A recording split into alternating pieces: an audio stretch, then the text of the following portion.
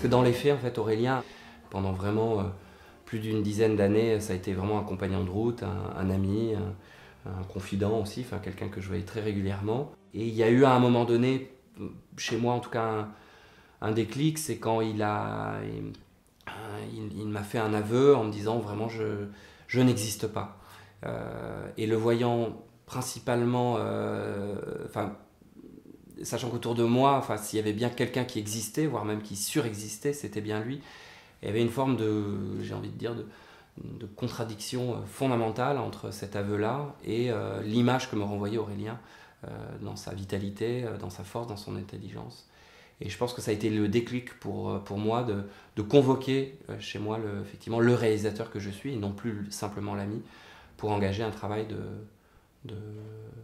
avant de film, déjà, d'éléments de la parole. C'est la formule de Lacan, les autistes se comprennent eux-mêmes, tu vois. Il y a une espèce de clôture, d'enfermement de ce discours qui est inabordable, inaccessible, qui est clos. Il y a quelque chose de cet ordre-là. Et moi, aucun ordre d'exposition n'est possible. Alors on dit quoi? On dit qu'il faut lâcher un flux, mais le problème c'est que... On m'aurait dit à 20 ans que mon premier long métrage allait être un film, un portrait d'Aurélien Deschamps, j'aurais halluciné, je serais tombé de ma chaise. Moi qui était plongé dans Tarkovsky, Sokourov, Bresson, Duras, voilà, des œuvres transcendantes, métaphysiques. Je me disais mais non, mon premier film ne va pas être sur un portrait de mon pote, quoi. Et évidemment, avec le temps et avec tout ce que j'ai pu comprendre, à la fois d'Aurélien et de ma démarche cinématographique, ça a été justement ce trivial-là, ce prosaïsme-là des relations humaines et des soucis du quotidien, aller essayer par le biais justement de la mise en scène, de leur donner au fond un écho, une résonance et une profondeur que le cinéma pouvait investir aussi, par le biais des images, par le biais du montage, par le biais du son.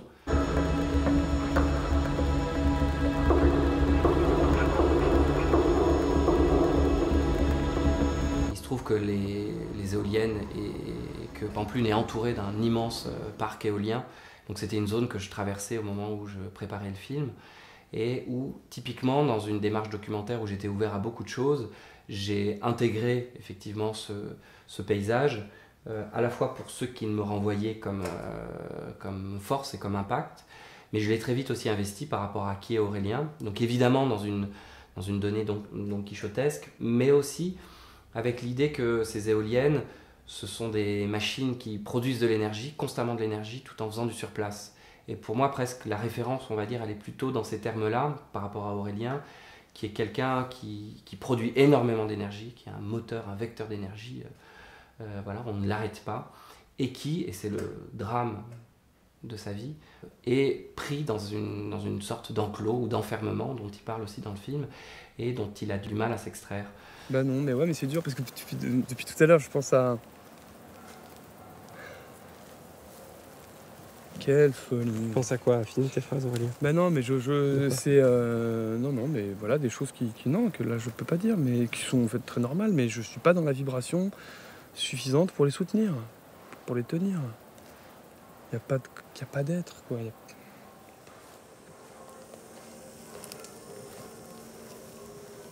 C'est un titre qui reprend donc une des exclamations... Une exclamation et en même temps, Aurélien la susurre, Aurélien la murmure, Aurélien s'exclame, ça lui appartient vraiment, mais c'est justement, c'est jamais dans la même tonalité. C'est vraiment, au-delà de la folie dont le film parle, il faut vraiment entendre la sidération dans laquelle Aurélien se sent pris, et qui effectivement, à la façon dont Bruegel regardait le monde des hommes se battre et se débattre, et essayer de construire toutes des civilisations, des cultures, des sociétés, Bruegel, je pense qu'il l'a sûrement murmuré au fond, parce que dès qu'on regarde les hommes de loin et leur activité, leur suractivité permanente, voilà, c'est quelque chose qu'on a envie de murmurer, quoi, ou de souffler, mais mon Dieu, mais quelle folie!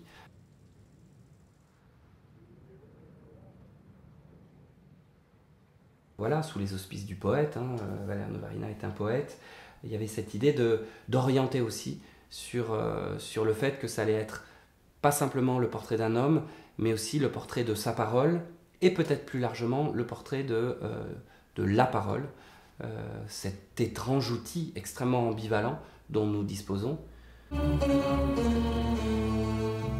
qu'est-ce qui rejoint un signifié et un signifiant? Qu'est-ce qui fait qu'à un moment donné, la chose signifiée va pouvoir être nommée, comprise et mise en partage par le signifiant? C'est tout ce qui fait que nous pouvons communiquer, c'est tout ce qui fait que nous pouvons bâtir des civilisations entières.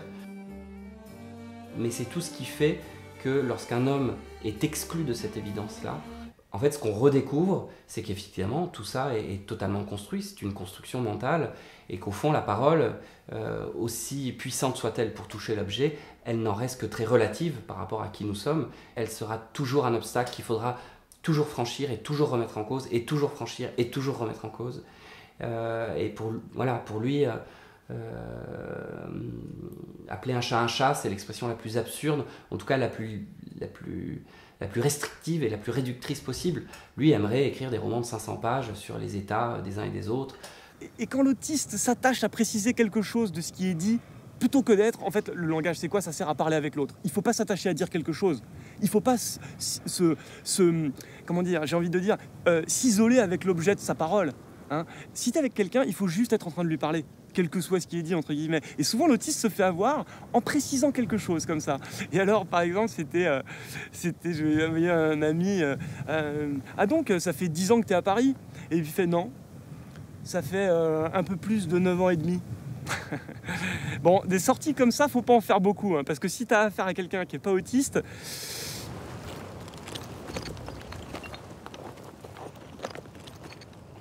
et c'est vrai que comme j'avais énormément de matière d'enregistrement d'Aurélien, j'ai pu, lorsque j'ai commencé à écrire le film, m'appuyer sur beaucoup de choses qu'il me disait et projeter en fait cette parole-là sur un itinéraire.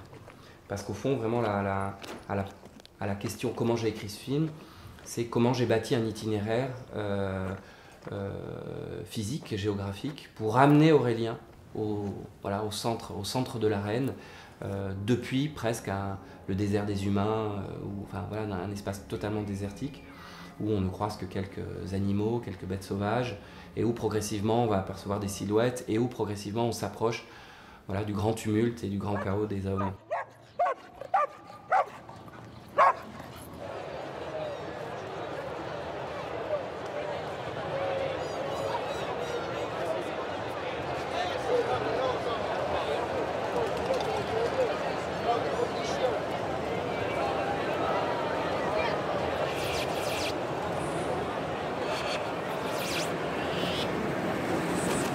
Et pour moi, c'est vrai que c'était très important d'avoir ce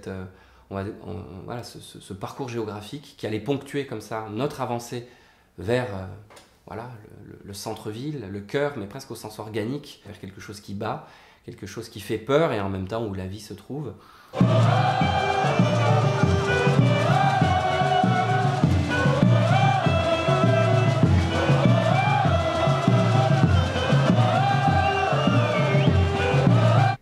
C'est pas un film, c'est pas le portrait d'un homme différent, c'est pas le portrait d'une bête de foire, c'est pas le portrait d'un animal bizarre qu'on regarderait, nous, confortablement installés, en nous disant bien heureux que nous sommes de ne pas être aussi souffrants que lui. Mais je pense qu'à l'inverse, tout ce qu'il agite et la façon dont il en rend compte nous invite justement à nous déplacer, nous invite à nous-mêmes franchir cette frontière. Le tournage a amené Aurélien dans le monde des hommes. Et ce qui serait beau, c'est que le film amène les hommes dans le monde d'Aurélien. I am really a writer. I'm like Voltaire. Sorry. Yeah. I know this. I'm yeah? Oscar Wilde, Okay. James Joyce, me. No problem. Charles Bukowski, me. No fucking problem. Oh right. And William Faulkner? Yeah, no problem. Je me suis en fait rendu compte qu'il y avait énormément de points de convergence entre tout ce qui se joue dans ces fêtes de Pampelune et la problématique d'Aurélien. Il me disait que, par exemple, qu'il se sentait assassiné par le social tous les jours, qu'il se sentait comme une bête sauvage au milieu des hommes et renvoyant toute une violence, alors qu'il n'a jamais été coupable d'aucun acte violent, qu'il se sentait effectivement pris dans le piège par le fait de son atypisme, de sa différence dans le corps du social, de jamais réussir à pouvoir sortir d'une espèce de labyrinthe dans lequel il se sentait vraiment enfermé. jusqu'à voilà, se faire assassiner par le social tous les jours.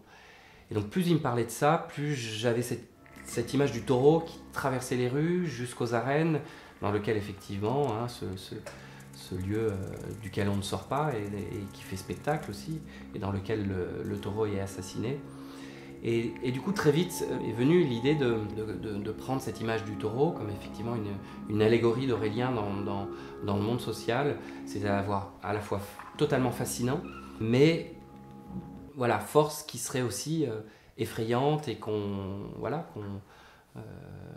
aurait du mal à socialiser. Et c'était évident que l'expérience que je lui proposais, que je nous proposais, et notamment dans ce tumulte et dans ce chaos et dans ce bruit-là, allait faire éclore de façon très limpide des sensations que lui-même allait pouvoir investir, commenter et transmettre.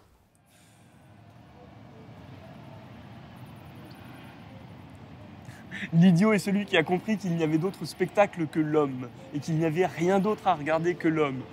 Au besoin, son doigt, rien que son doigt peut-être, mais rien d'autre que l'homme. La lune, où est-ce que c'est? C'est beaucoup trop loin. Et surtout, c'est pas très certain, c'est pas très distinct, c'est pas très défini. Ce qu'il y a de certain, c'est l'homme qui est là. Qu'on nous permette donc, du coup, de nous concentrer sur le doigt.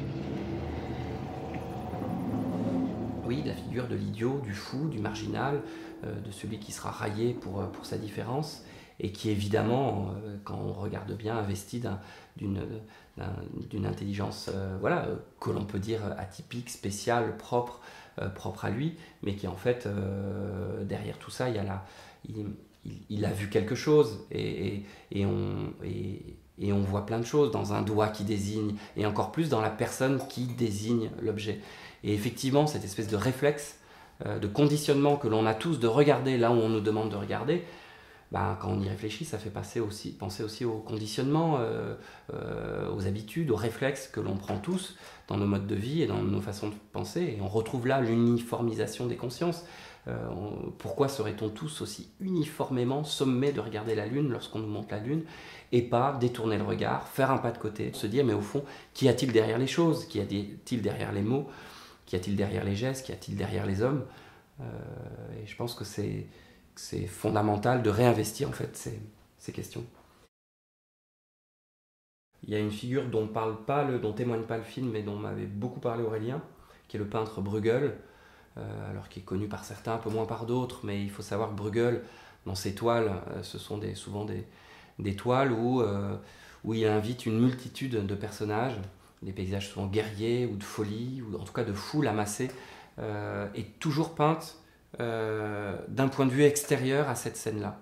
Justement, Bruegel, il n'est pas caméra embarquée, il est sur sa petite colline, comme me disait Aurélien, il est avec son chevalet, et puis il peint depuis ce point de vue extérieur aux communautés humaines ce qu'il voit. Et il témoigne du chaos et du tumulte des hommes, justement parce qu'il ne leur appartient pas, il n'appartient pas à cette communauté-là, ce qui l'exclut de fait de la vitalité des humains, mais qui en même temps lui donne la possibilité d'avoir un regard très aigu et très aiguisé en fait, et très lucide sur comment voir en fait cette suractivité permanente dans laquelle on est tous pris et qui paraît à la fois totalement presque grotesque, absurde, en tout cas folle du moment où on fait un pas de côté.